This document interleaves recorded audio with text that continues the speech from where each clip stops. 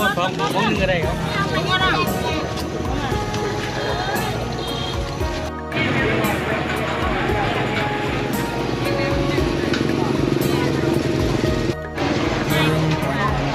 อันแสนพักแพงของอาสาลาผู้ผ่าน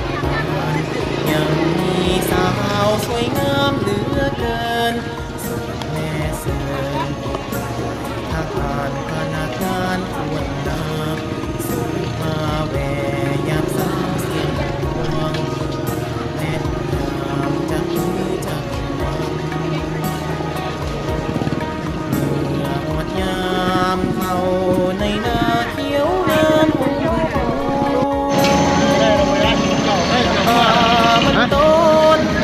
ให้สาลีเขียวอุ่นหัวโนนไทยก็ยอมว่าสาวบ้านเฮาจังจริง